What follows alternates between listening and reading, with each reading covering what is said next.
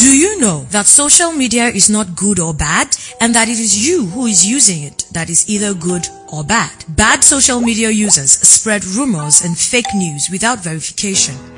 But good social media users stop, verify the information, and reflect before sharing it. Now, are you a good social media user? Stop the spread of fake news. Verify the authenticity of your source for a better Nigeria. This message is from the National Orientation Agency. A clean, pure, atmospheric air and healthy environment plays an important role in good health and longevity enjoyed by human beings. But the opposite is the case for a highly polluted environment. Have you tried cleaning the filter of your AC recently? That's too far. Have you tried cleaning your nose and your face in the morning or your car? What do you observe? Black soot, I suppose. If you live in Port Harcourt or River State, it is inevitable to escape from the soot, which has made life practically uneasy for residents and is gradually turning the beautiful garden city into a black soot city. Residents of River State woke up on the 1st of January to witness a paradigm shift on government's position towards the black soot in the state. His Excellency, in his broadcast to the people of the state, banned illegal refining of petroleum products, thereby raising the bar of government's position in the engagement of stakeholders to eliminate the black soot scourge in the state. I am Esanjimi Richard Halliday, and welcome to NOA River State Dialogue. Our topic for discussion today is the menace of soot, the way forward. And our guest in the studio are, from my extreme left, Mrs. ILANYE Jumbo. She is an anti-black soot activist, a broadcast journalist, and a former Assistant Secretary, NUJ, River State Council. You're welcome, ma'am. Thank you very much. Thank you for having me. You're welcome. And I have to my immediate left, Dr. William IYAMA. I hope I got it. His PhD, MPhil in Environmental Management, and MSc in Environmental Chemistry. He's a principal lecturer with the River State College of Health Science and Management Technology, and also an academic scholar in the Institute of Geosciences and Environmental Management, River State University, Port Harcourt. Dr. William IYAMA is also the current Chancellor of the Waste Management Society of Nigeria, River State Chapter, and a Fellow of the Society, as well as a Chartered Chemist. He belongs to other notable professional organizations in and outside the country. You are welcome, sir. Thank you very much, viewers. So, viewers, you can stream live with us by going to Facebook, YouTube, and Twitter. We're expecting a third guest in the name of BOMA, WARIBO. But remember that you can start sending in your comments, questions, and suggestions on this program. So we're going to start off immediately, and I'd like to start with you, Dr. Williams. As an environmentalist, what is soot? And what are these variants, the variants of soot? Because the common man there knows smoke fire. Everybody is smoke fire. Or soot, black soot. So as an environmentalist, what is soot? Yeah, I think there is something I want to clear so that you can also have it right. Okay. The word soot is actually supposed to be two different types. Okay. One is usually brownish, and the other is black. Okay. That is why there are some school of thought that says there's nothing like black soot. What we have is soot. Oh. Yes. And the one we call black soot is what is supposed to be called black carbon. Black what? Carbon. Carbon, okay. Yes, that is the one that we are all talking about today. Though there is something called carbon black, please, we shouldn't misconstrue the two. Carbon black is usually a product or a byproduct of fractional distillation, it remains at the end of the process as a solid, which some of you can use for either polishing, use for shoe polish and all that. But the one we are talking about is the one we call black carbon, known as soot. That is the one primarily we are talking about. Okay. Okay. So you have told us the two variants right now. Yes. The brown suit and the black suit. Brown type and the black type. Yes. Okay, so what qualifies this one? Or which one do we have in River State? The one we are talking about today now, everyone says suit, because I feel that the word black suit is not a very good language. Okay, suit okay. Suit, or okay. Black carbon. Now that is the dark one we are talking about that you find everywhere today. Okay. Even in your homes, in cars, you can testify. And of course, it's becoming a serious problem. Okay. This campaign has been quite a long time. Yeah. Anybody saying he's not heard of this all this while is a liar. It's been there. But I feel that the most important thing, like what you have said, is the way forward. Yeah. It's already there. And like I used to tell people, Port Harcourt today, I know I don't have the statistics, but I'm sure, even though we are taught, most protests sit in Port Harcourt before now, about 2 years ago. Today, I can tell anybody that Port Harcourt is the most polluted as far as atmospheric pollution is concerned. So what qualifies this one as the black suit? Because usually, you know, when you feel it, because it's a very fine material, very fine. But we say it is the 2.5, PM 2.5, that matter 2.5. That is the one that can pass through anything. Can pass through your lungs. You can go as long as it is difficult to have a sieve that can stop that soot. That's why even if you lock your windows, you still find that it is there. If you don't have a sieve, it is even worse. Because it must still pass through. So that is the one that we are talking about, which can go through your nostril and cause a lot of damage in the respiratory system. As we continue, we are going to hear more about some of the ailments you can get. Very, very clear. They are there. Even if you don't have talking, most of you can testify.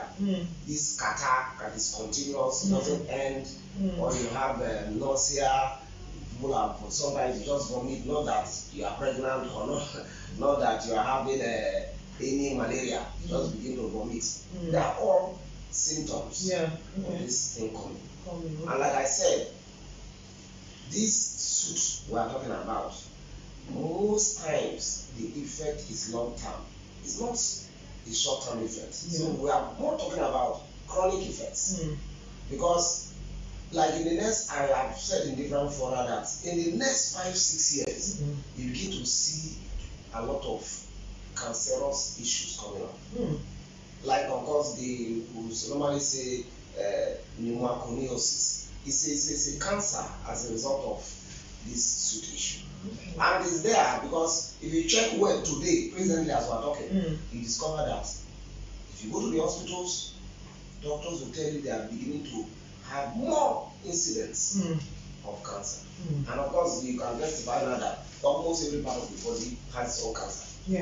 So we're in trouble, but we have to fight it. It's scary. It's really scary. And Mrs. ILANYE, I know that you are a black suit activist. Can you give us an insight into your work? Well, I'm a broadcast journalist. And you know, like this, we are the fourth estate of the realm. We are the ones that are in the forefront, you know, when anything comes up. The world looks onto us as the ones that should be the propagators of good news. So yes, sometimes when it is bad, we are the first to bring it up. When it is good, we are also in the forefront. So I just decided to use my platform, whether on air, anywhere, to talk about the menace we started facing some couple of years back. maybe 4 or 5 years ago, when we woke up and started noticing black, what then I used to say black particles. Okay. You know, very fine, tiny, pebble, like pebble-like. What I do then, I used to put my palm outside. Okay. Yes, I put my palm outside and I just see it drop. I stay in town. Well, I'm not ashamed of where I stay. I stay in Marine Base. You know, so a lot of those activities. Going on there. Yeah. So I just stay outside and I put my palm there and I just see it drop. I see it drop and I try to rub. You know, I felt probably maybe something that maybe somebody's burning. You know, we have the planchette there. Yeah. We're not looking, maybe somebody's burning something. You know, after today it will go off. Yeah. And it continues. Continued. You know, before now we used to hear "Go fire." Sincerely, I didn't have an understanding of what "Go fire" was. Okay. Let's say 6, 7 years back, or thereabouts. Okay. We hear "Go fire." We just used to hear it. "Go fire." This is what they do. That's what they do. But some 4 years back, like I said, it started coming down. Those things we used to hear them do in the villages, maybe in some creeks. We started noticing that we are beginning to see it happen in our backyards. Okay. And it started coming down on everybody, and I felt this is where I come in. To always talk about. I didn't know what it meant then, but I know that I had to interview some doctors. I went to BMH. I remember that time because I know very well. I went to see the commissioner then, Professor Rosalind Konya. You know, I think she was the first person I met. I went to meet her. I said, "Ma'am, I noticed that this is what I noticed. What could it be? What is it?" You know, and she told me, you know, she educated me on it. And honestly, there and then, before she said, okay, she will not grant me an interview, you know, but the ministry was, you know, on it. Yes, and you know, back and forth. We that was a long time ago. Oh yes, a long time ago. Is it that they didn't notice or they didn't know the effects of this suit as at that time? Since we're just experiencing it was there, but was there. You know, the society frowns at it. So at that time when it was not actually so common the way it is now. People have been there. Maybe more people went into it. Maybe we had more youth. Yes, like I said, we used to hear about fire. Yeah. It used to happen in the villages, in some creeks. But after a while, it started happening in the cities. It started happening at our backyards. It started happening right before us. It started happening on streets. Like I would always say, let's not pretend that we don't see them. Yeah, we don't see them. It's everywhere. In the market, if you go to the market, you will see some people pushing wheelbarrow. And there is maybe a polythene-like this thing, the way they package it. I wonder how they package that. It's crazy. And for me, that's the ingenuity of this young man, which I think should be channeled to other people. So what motivated you in joining this anti-black suit movement? Okay, my motivation actually, 24 years ago, when I was pregnant for my first son, there's one doctor, I can't remember his name, then in UPTH, when UPTH was in town. I think Dr. Harrison, Professor Harrison then, or Dr. Harrison, he's a gynecologist, you know. As a pregnant woman, he examined me. You know, their normal examination and all of that. And he put his stethoscope at my back. I said, wow, madam, your lungs are clear. It's clean. It's so clean. You know, when, of course, in my curiosity, I said, sir, what do you mean? When he finished, I said, what do you mean? He said, I can tell you have never smoked. Okay. He said, I can tell you have never smoked because your breath is clean. It's just, it's clean. Even without, what I hear is just clean. It struck something in me. Okay. It made me know that, okay, a secondary smoker, I don't smoke, but they say a secondary smokers are the worst off. You know, so after he told me that thing, I now became very conscious of my environment. I became especially the kind of air I breathe. From then on, I don't like staying around where people smoke. Because we know that if I don't smoke, but when I stay around people that smoke, I am worse off. So if I go into a room that has smoke, I leave. Okay. And sincerely from then, I stopped using stove. Okay. 25 years ago. Okay. Because you know our stove, when you use it, and you put it up, you know, we used to take a water and sprinkle, and you know there is this pungent smell that comes and the smoke. Sincerely, that thing that man told me triggered off something in me, and I said, anything that has to do with smoke, I will make sure I avoid it.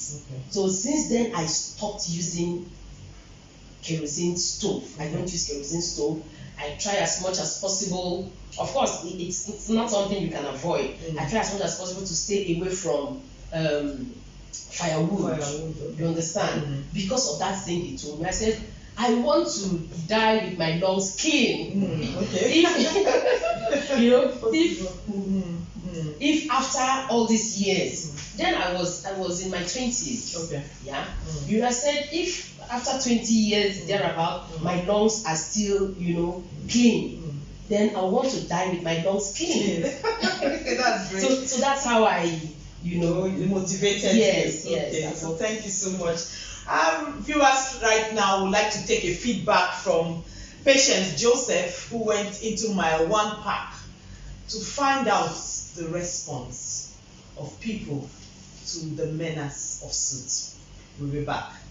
Well, good morning, sir. Good morning. What do you have to say about the menace of suit, sir? The suit is not good for our head because it disturbs us a lot. You can see that so many people nowadays feel sick because of this suit. Sometimes when you wash your cloth, you put it outside, most especially white cloth. Before you come out the next morning, you see everything has turned to black. One of my vehicles that I work in the workshop, after some days, before I came, I discovered that everything has turned to black. So it's not good. It disturbs us a lot, and they should look for a way that to stop this thing because it disturbs us a lot, and it's not good for people's health. That's what I say about it. Yeah. What do you think is the way forward, sir? The way forward is that the government should find a way to stop all this burning of tires and these people doing bonfire and burning of all these gases. All these things are causing the black soot, because the more the thing is going into the air, it affects people. Sometimes you inhale it. When you inhale it, you have catarrh or cough, and the thing is not good for our health. So the government should look for a way to stop it so that people will not be falling sick and getting different type of problems. So I believe it's good that the Ministry of Health should come into it and stop all these people burning bonfire and all those things so that the people will breathe good air. That's what I have said about it. I think something like that is okay. Thank you so much, Mr. Emmanuel. Yeah. Over to you, Presenter Mrs. E. Halliday. Thank you. Okay, thank Thank you, Patience Joseph from my one park. Doc, what are the effects of the suit on society generally? You can hear that man from the response of the man out there. So what's the effect? Because people just hear of profile, suit. What's the effect of it? Let me just give a little overview. Okay. Most people think that this suit issue is only coming from profile. Yeah, I was going to ask you that. Because in fact, all over the world, the worst pollution, atmospheric pollution we're having is from exhaust fumes of vehicles. And like our own environment here, most of us don't know. But let me just go a little bit of chemistry. When the carbon content of any fuel, when I mean fuel, fuel to us is not as if it must be petrol. Fuel is anything that gives energy.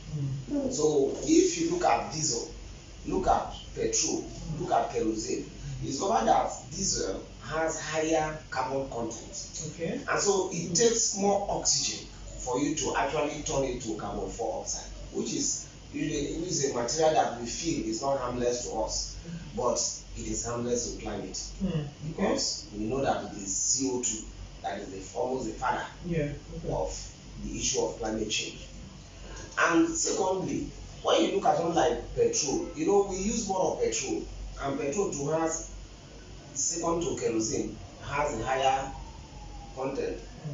Then the one that is a little bit friendly is the one we call gas, which we use in cooking. That is why you see that when you cook using a pot, if your gas cooker is efficient, it's not supposed to stay in your pot. Okay. Once it begins to stay in your pot, that is primarily telling you that incomplete combustion has set in. Okay.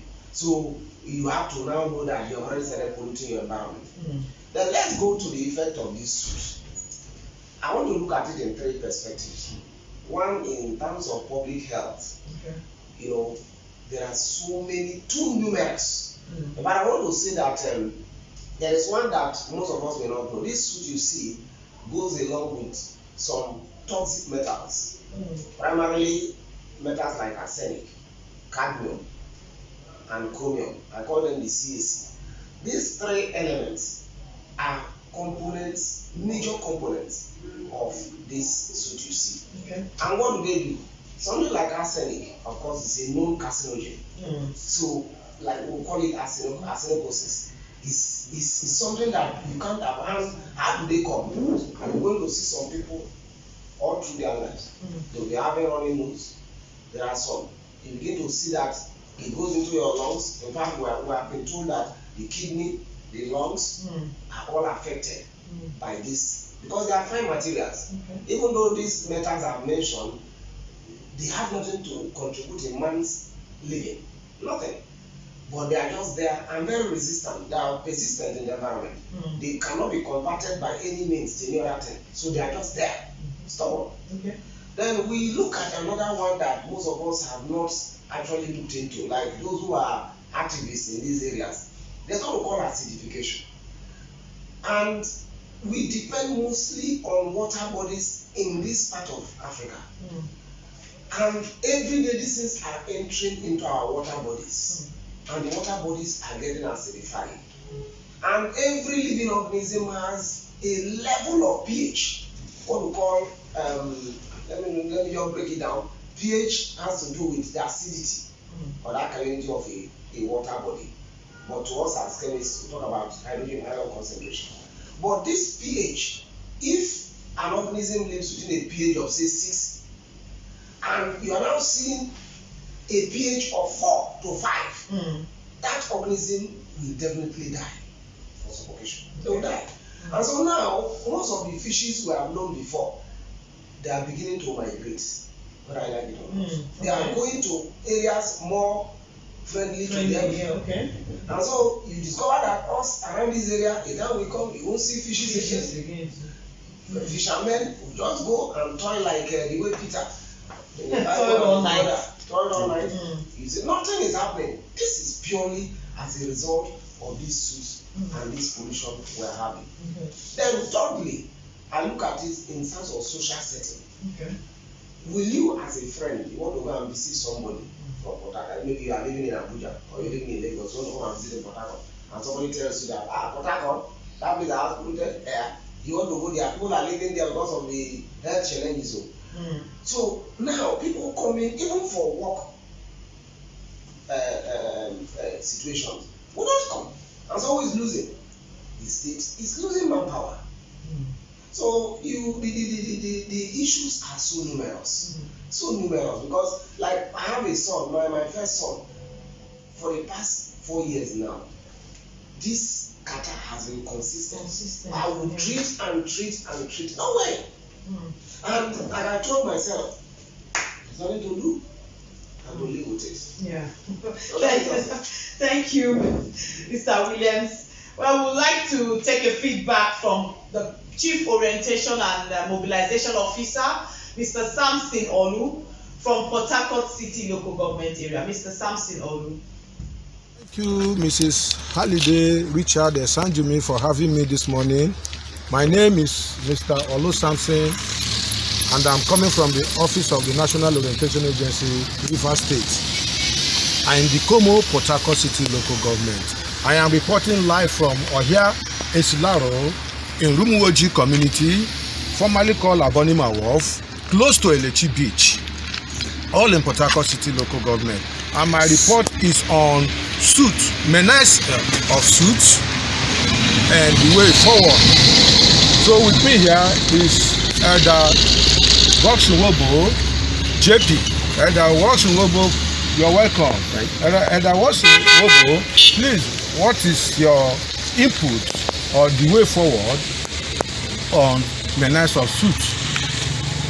Thank you very much for this great opportunity giving me to speak on this SOOT issue. Yes, we the people of Rumuoji community, in Oraba Rivers, we are happy for what has happened in this state. First of all, I want to thank the Governor of Rivers State, Chief Ezeworike, for his broadcast concerning the SOOT issue as it affects Ohia Esilaro, the Teen Rumuoji community, Elechi Beach, Zimanzi, and Abonima Wharf.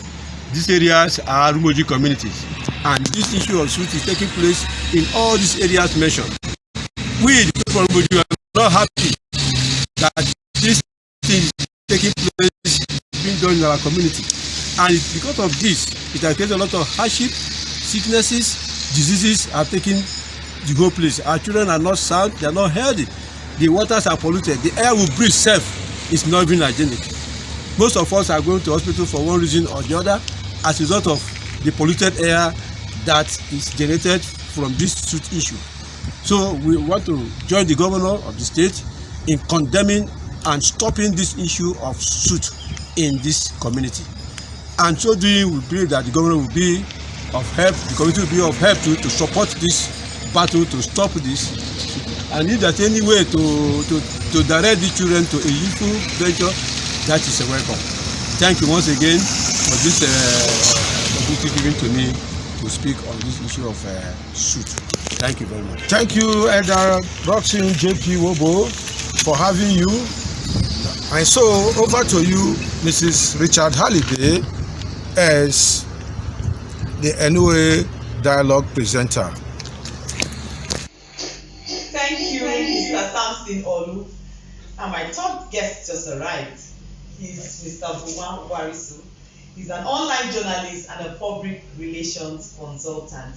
Thank you. Thank you, Mrs. Halliday. BOMA WARIBO. Yeah, BOMA WARIBO. Sorry for that. Thank you. This is your second time here. So glad to have you again. It's my pleasure. Yeah. Okay. So recently we saw clips of your work with the Bonny local government chairman in the charge of shutting down all illegal refining sites in Bonny. Tell us about your experience. One thing you will realize is that beyond the charge by His Excellency the Governor of Rivers State, is on wiki, illegal or what you may choose to call artisanal refining has consequences. There are consequences. It distorts or decimates the aquatic life of particularly we in the coastal region, the riverine region. And you know what that means to us. I'm a Bonny man, so my predominant occupation is fishing. So when you distort that means of livelihood, then I don't know what you want to become of us as a people. And the man in the village, the woman in the village is fishing. That is what we are known for. So that is the first line damage that illegal bunkering does. Then you talk about the atmospheric impacts. You know, all of those emissions has atmospheric implications that the consequences they come upon us as a people, which may be seen as the soot and all of those. So, and you know, Bonny is an island. You know, it's not so big. So whatsoever gravitates within that mass program will be centralized, and when it is centralized, the effects and the hazard will be more on us. You know, that's why the chairman of Bonny local government area, Dame Honorable Nengi Barasura, Justice of the Peace, swung into action when His Excellency gave this marching order. You know, these guys that do this thing, they may have some external backups, and one cannot just go all out alone. So when the backing of River State government came, she saw it as an opportunity to nip this menace in the bud once and for all. And so she led a tactical team, you know, to one of the very popular notorious sites. Yeah, we can see that on the screen. Yeah. Very well. Very popular notorious sites of illegal bunkering. That is Banigo, Egbelu, along the Otonkabri Creek. You know, I'm not sure you've been there. Even myself, it was my first time of being there. We drove into the creeks for 1 hour. Over an hour we kept driving and driving. If you're a riverine person, you will know the implication. Some places you have to bend because of those. So you know what this means to her to take this fight with security. When there, she supervised the decimation of the camp, the destruction of the camp. Now, some persons are like, oh, has she gone to this other side and all of those? This particular camp is peculiar. Peculiar because it's a feeder camp. You know, it's where they do all of the products they refine. You know, it's not a storage camp.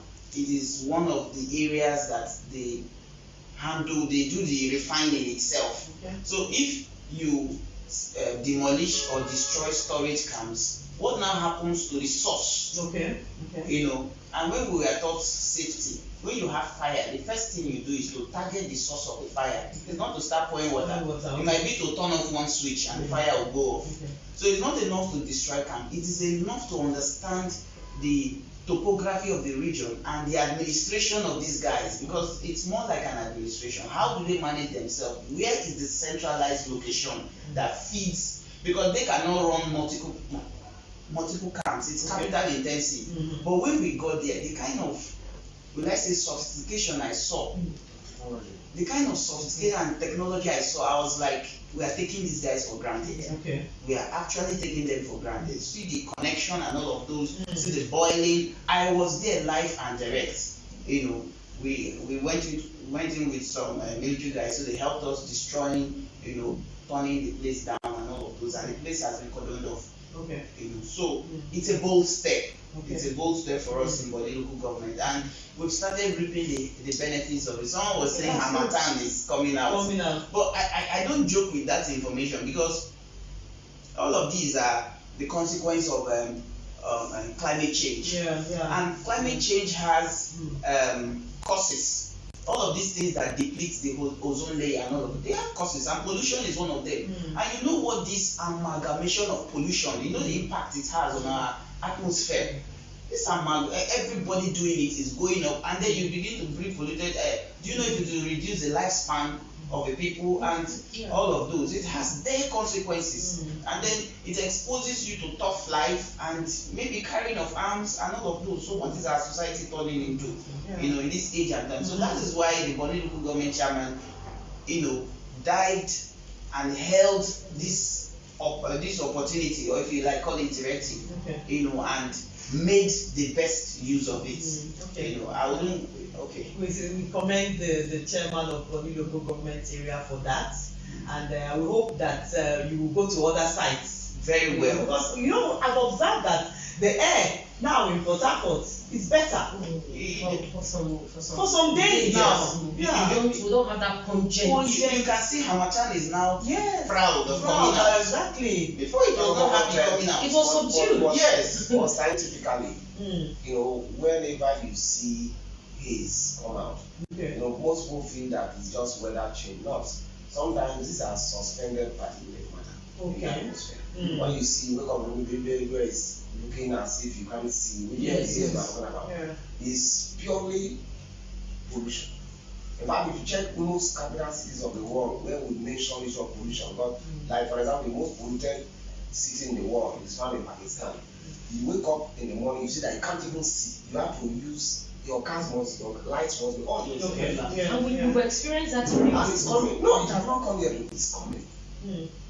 If not for this fight now, I pray that this we will not get there.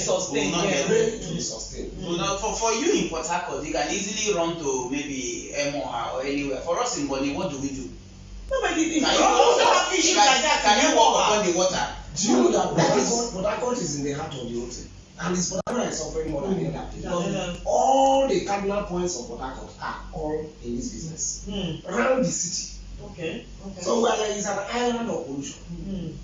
It's a serious issue. Well, I must say that it's one thing for a leader to show a path. It's another thing for the followers to buy into that vision. People complain, oh, you're not carrying me along. A lot of people don't follow along. It takes follow along to be carried along. Where am I driving to? Thank God for His Excellency for this marching order. But He's not omnipresent. He cannot be everywhere at the same time.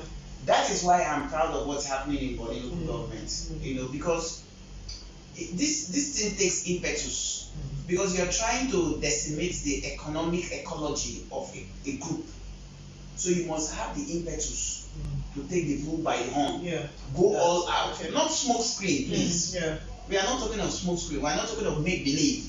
We are talking of the reality of ensuring that you go to the field, send them out. But it's not enough to send them out. Kodunok, you didn't pick on that. I was expecting you to take me on that when I said the place was Kodunok. You know, so that means you keep security. Yes, you keep surveillance. You may not necessarily station security there, but there will be some sort of surveillance on that area, and that is not enough. It's also the boomerang effect. That is why for a local government like Bonny, I'm very proud because the chairman is already taking conscious efforts to address the issue of unemployment. Just a few days ago, I know we're going to come to that. Yes, 1 week ago, she engaged the handlers of the NLND 27 project in a protracted meeting, very long meeting, on why there is not going to be a massive employment, and that was where she said all of the backlog of individuals that were on standby must be employed. It's on record. There's a press release to that extent, and they were given a 1 week ultimatum that they are complied to. Because if you don't do all of these, you know, engage them meaningfully, I don't know what may portend of the society. Thank you, Mr. BOMA WARIBO. I'd like to come to you, Mrs. ILANYE. You know, as an activist and as a mother, do you think that the intervention of government is timely, based on the fact that the signs of suit was first observed in 2016? Do you think that the government is responding, and the government is responding now? There have been various people talking about this issue. Why is it that the government is responding now? Well, I always have posts. If you go to my Facebook, I'm always on suits. And some of my colleagues saw me yesterday and they were like, "Oh, ILANYE, thank God for you. Finally, your prayers have been answered." I said, well, we thank God for everything. You know, like I always say, it's better late than never. You know, yes, the response didn't come as when we expected it. I have a colleague who said his wife died as a reason of this. You know, some people may have maybe asthmatic, some people may have long underlying health challenges, and this will definitely trigger it. it would trigger it. And I for myself, like what I said earlier, if that same doctor checks my lungs now, what would he tell me? Okay. You know, yes, we thank God that the state government, you know, has come in, has taken the bull by the horn, you know, to say all sides should be, you know, brought down. But my take on that is, like he said, when I saw the ingenuity of the fabrications of these things on ground, I'm like, wow, you mean these things was done by our brothers, our husbands, our sons? I don't think they flew in anybody to come and make those fabrications. But the thing is that, are we going to allow these things to just die like that? Okay. Whether you like it or not, this is an illegal means of venture. An illegal venture. Okay. But how can we capitalize on the ingenuity of these young men to see that technology is brought in, and how can this be done? By maybe going for, like, I have checked, I think we have like 2 states that have modular refineries. You know, we could. They are planning. No, in the state. No, Edo State has modular refinery. Yes. Functioning. Well, but the fact is that I think they have licenses. They have licenses. No modular refinery in this country is working. Anybody can. Actually, they may not be working, but the fact that maybe there is a prototype. There is a license. I know the governor has the political will. License. Amechi started. I was part of those who did the EIA. Okay. For that. You know, so what we are asking for is that let us start this aspect of it. Okay. Get the apply, get all the processes, and get this license and see how we can kickstart. If not, you cordon off the sites, you take them off their livelihood. What happens? Yeah. I am from Bonny, and like you said, when I travel, I see these things now. You see women paddling, and you have jerry cans inside. You see children paddling, but it never used to be like that. We used to see everybody is into the business. Everybody is into it. Fishing is no longer fashionable. Fishing is no longer fashionable. You understand? Yeah. So it is not good enough, as good as it is. But let us take advantage of the ingenuity of this. Just to add, not to cut you, one thing you realize is that exploration is on the exclusive list of the Nigerian federal government. Yes. No matter how much political will the chairman may have, no matter how much political will His Excellency the government may have, he cannot exceed his bounds within the context of the Constitution.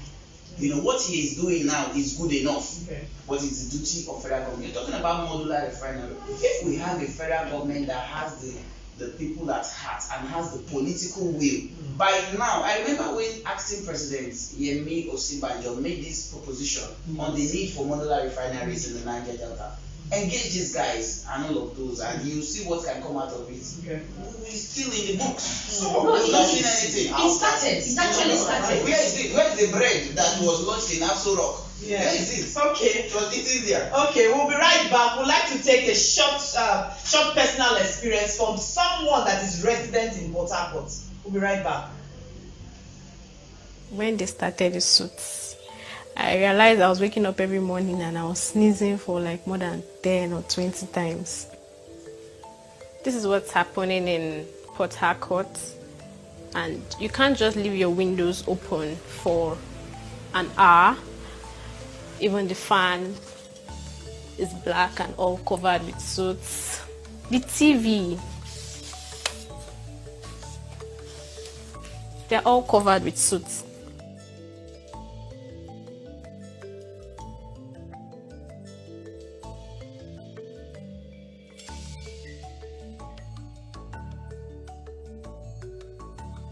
When I sneeze and I use a handkerchief or something, I'll see traces of black soot or blood. The doctor said that yes, these suits can cause what I'm going through.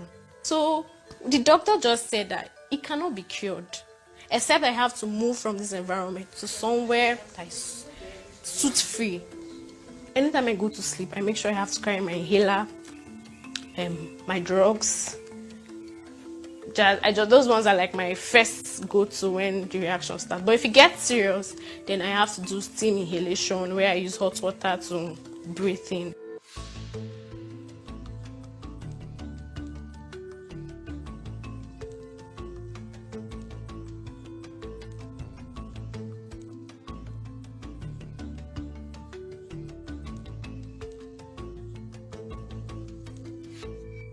There was a river behind us, and we could just stroll down there, even in the evening, any time of the day, to get fish or something. But now you're going to the river bank and you're going to see oil on the soil.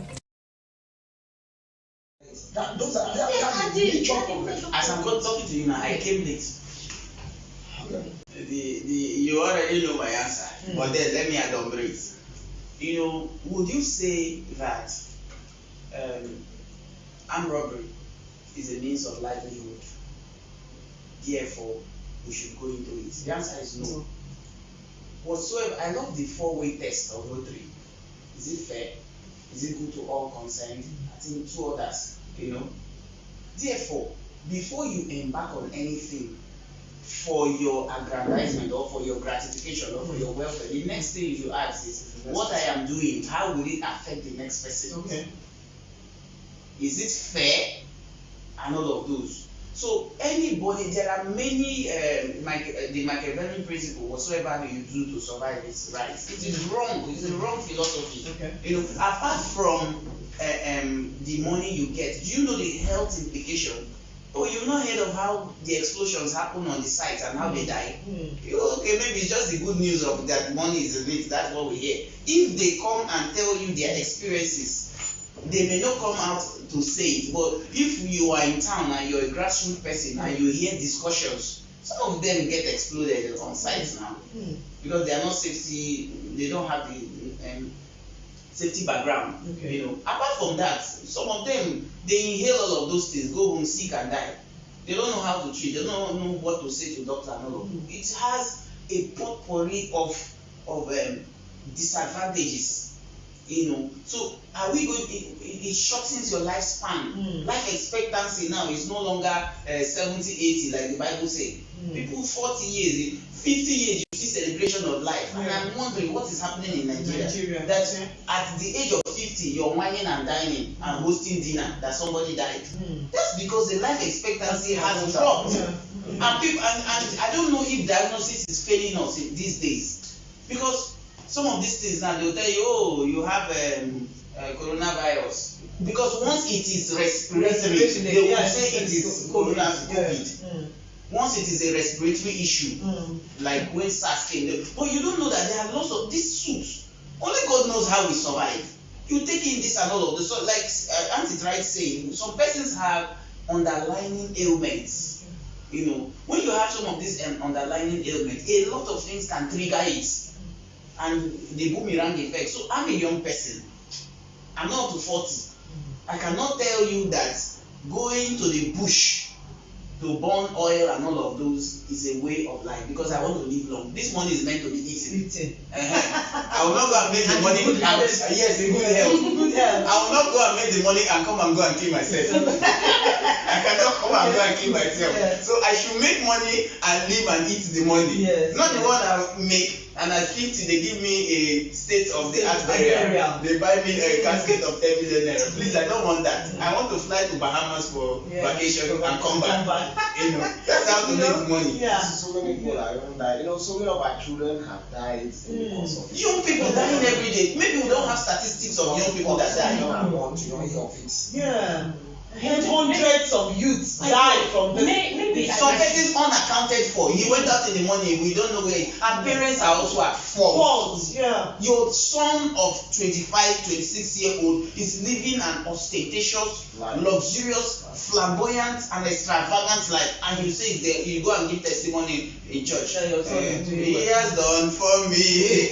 You know, we had reports from even another Obaibema. I said, when some schools have been abandoned, when you have these students leaving school to go into fire. I know of somebody who left his job. I know him. He left his job to go into fire. But sincerely, our governments have also failed us. I will take it because it is the family that has failed us. Let's take for example. Let's hear this. All of us are aware in this country for the past 10 years or more, you can't get kerosene. In this, when you get kerosene, it's a problem. You see any station that has kerosene, when you see the queue, you will be shocked. What has happened to this poorest basic amenities yes, of the common man? The refinery, even when the refineries are working, you will see it. Whether they hold it, we don't know. The question is, why can't the refinery ever work in this life? It's only God. But what I'm saying is that our governments have to sit up. Because see, there's a way you can push people to the wall. When they bounce back, you will run. We saw it now. You will run. Did we not see it? Was it 2020? So I'm still of the opinion that our governments should sit up. Wake up to the responsibilities of their positions in power. Nigerians are not difficult people to manage. They are not difficult people. If you give Nigerians the basic necessities of life, nobody will bother you how you steal whatever you are doing. It's not their business. Give them these basic things. Okay, let's look at power, for example. Let's look at power, for example. If the federal government can restructure this country in such a way that every state has the power to generate and distribute, you tell me that River State cannot generate power for itself and distribute to its citizens? They have put power in the exclusive list now. So it's a problem. Even the refinery we are talking about, River State got a license. But when you look at how will you get the crude, it's an issue. You build a refinery, no way to get the crude. Are you not a dead industry already? Yes. So what is the way forward? Restructuring is the way forward. Okay. That is what he had just said. Okay. Restructuring, we need to change the framework upon which this country is run.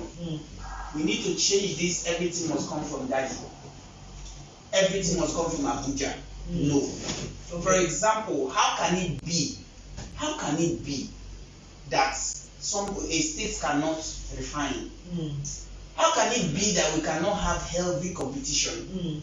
How can it be that as basic as tax, you see what is happening now, value added tax, a state cannot generate its value added tax and then maybe pay a percentage to the federal government. So it must go up there and then come down again. You know, that kind of crisscross movement. Why can we must renegotiate the terms upon which this country is run? And it's not rocket science. When we say restructuring, it is not rocket science. We are only saying devaluate power. We are only saying federal government receive some of the power you have, so that all of the components of government, all of the states, can have some little power. Local government can have some little power and some little things they do, and then you now hold them accountable. So I can know that state XYZ is failing because the governor is failing. Today everybody is saying federal government. I thank God River State is not one of those states that will say federal government. Things are working. Infrastructure is working. You see what's happening in health and all of those things are working. So the citizen will not wake up one morning and say federal government is my problem. As much as he points their problem, he even intervenes in the so-called federal government projects. So what am I saying? Devaluation of power, restructuring. I'm going to come back to you, and there are lots of comments that have come in. So I'd like to take some of them. I have from Leka Umejuru. She says, for the fight against illegal refining activities to be won, government at all levels should engage youth in meaningful employment. You mentioned that. I have from Olu Samson, federal government should support the state to stop the suits. From Blessing Jumbo, she says they should not destroy the site and dump in the sea, because it also goes on to other problems. DPR officials should be involved in the demolition of the site. That's a suggestion. From Ikem Grace, says government should create employment for the youths as illegal refining will be shut down, and also give orientation to security agencies as they are part of it. That's another aspect of it, because we've been seeing clips recently of even the security agents being part of this process. It's not just the clips. His Excellency, the governor, has pointed to them directly that there was a particular DPO that was elected. And just was yesterday also, he said he's going to lead a visit to the commandant, NSCDC in Abuja, the chief of army staff, and the inspector general to report officers involved in it. I have from Cynthia Mba. I feel illegal oil refineries contribute 30% of this black soot. Government should carry out thorough research on the main cause of the soot. While reading this comment, you can see clips of what happens out there. I have from, it said the efforts of the River State government is commendable. Kudos from Jumbo. Kobani Benebari. Illegal refinery must be stopped by all stakeholders. The fight against black soot should not be left in the hands of the executive governor of River State alone. We are all casualties of black soot pandemic. Let us arise and say no to black soot. It takes a multi-stakeholder approach, like you said. From IYAMA, Ezekiel.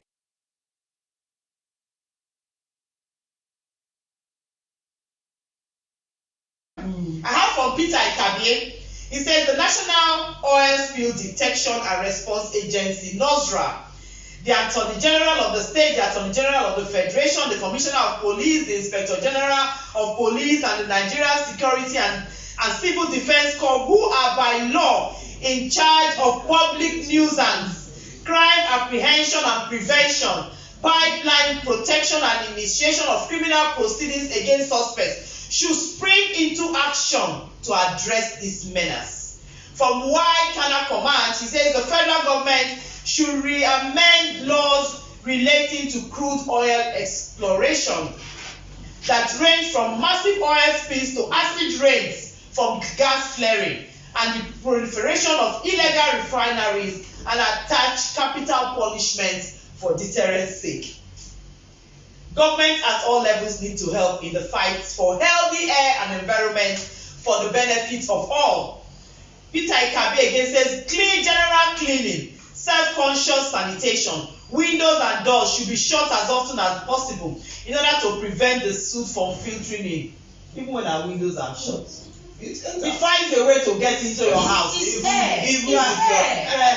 you know that? I wonder if soot is spiritual. You open the drawer. Yes, exactly. And the soot is there. Because the particular matter we're talking about is A4 or below 2.5, which is like the hair in your nostril. So you can pass through anything. You can't tell it. Okay, I have from Douglas Madiz. He said to end the soot menace in the state, government should fix our ailing refineries and put them to optimal use. Illegal oil refining is not the only cause of soot in the state. Flaring of gas by oil companies should also be controlled. We're going to get Nosra and Nesra down here in our studio, to talk on this issue. You should realize that it's a fight, and it's not just the illegal bunkering sites, but there must be a starting point. If you want to embark on sanitation, you must start from your house. Yes, okay. So we are starting from within, and then we'll begin to face some of these corporate institutions that should know what to do,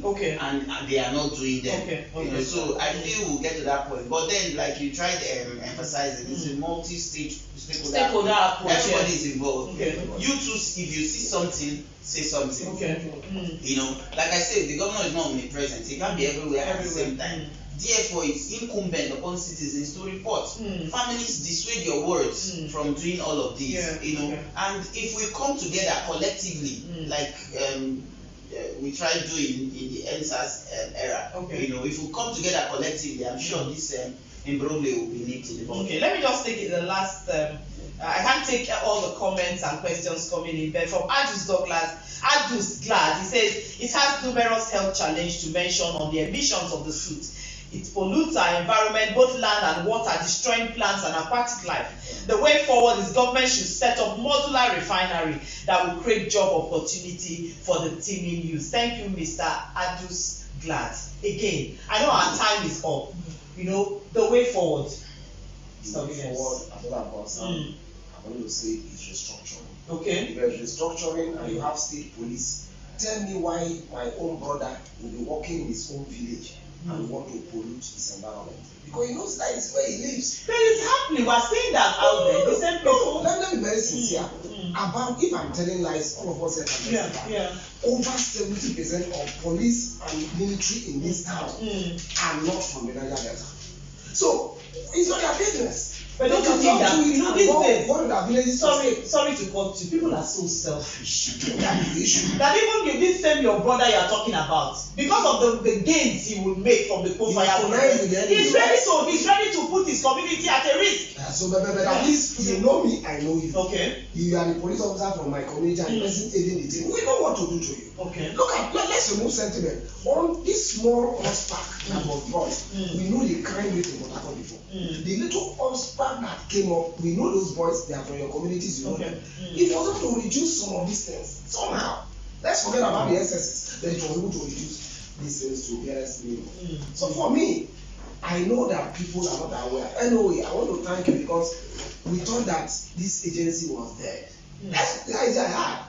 But now I know that you are out to actually, because people don't know some of these ailments. They don't know what they are doing. So, but with your campaign now, most of us will come up again and we need to support the clamor. Yeah, we're going to bring you back here. Yes, very important because well, I just do a lot of things. Yeah, we'd like to take another feedback report from Patience Joseph, also from my one.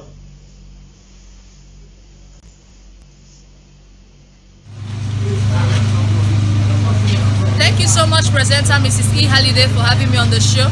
My name is Patience Joseph, NOA Rivers, and I'm reporting live from my one, Port Harcourt.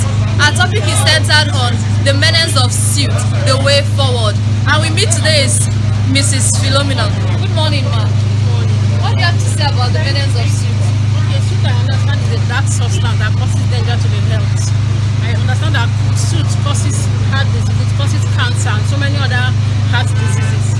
So here in River State, that's the major challenge of everyone here, because everyone is really facing it. When you wake up in the morning, you find out that the house you mopped yesterday is already stained. Everywhere is dark, you know. So, and it also affects our breathing somehow. Because sometimes I wake up in the morning, when I clean my children's nose, I found out there are some black substances in their nose.